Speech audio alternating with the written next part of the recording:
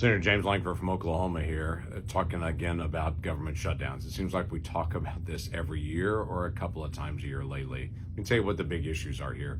We have $32 trillion in debt. We should have a grown-up, hard, difficult conversation about what are we doing on our spending, how do we get this under control. That's a reasonable thing to have happen.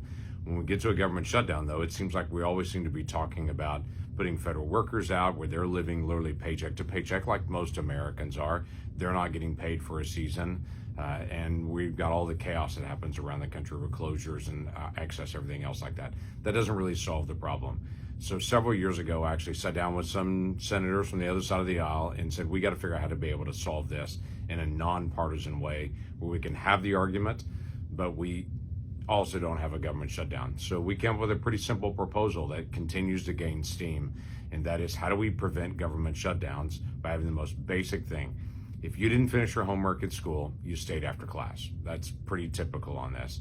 We're trying to create that for members of Congress as well, that if we get to the end of the fiscal year, the appropriations work is not done, we have to stay in place 7 days a week. We're in session. We can only work on the appropriations bills during that time period where we're staying after, and we're locked in at that point. But the American people and federal workers can continue on. The budget still continues to run on last year's budget, but Congress still stays in session 7 days a week and works on appropriations until we get that work done.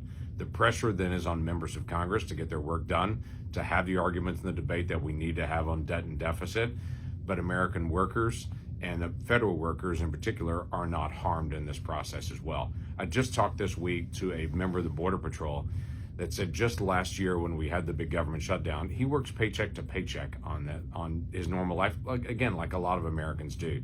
He did eventually get paid, but during the government shutdown, they were having to look at picking up a second job. So he's still working on the Border Patrol, but trying to also work a second job as well, just to be able to have some income so he could pay his mortgage and he could take care of the other things that he's got to have in normal life while he's waiting for his check to be able to come in. You shouldn't do that when you're federal law enforcement. You shouldn't have to worry about that. He didn't have a vote on this issue. He was just affected by it. So my big challenge is, let's keep the pressure where it needs to be on Congress to do its job, to have the hard conversations about debt and deficit, but not actually hurt the American people in this process as well. That's what I'm trying to be able to get done by ending government shutdowns, but keeping the focus on how do we actually have the fight over debt and deficit.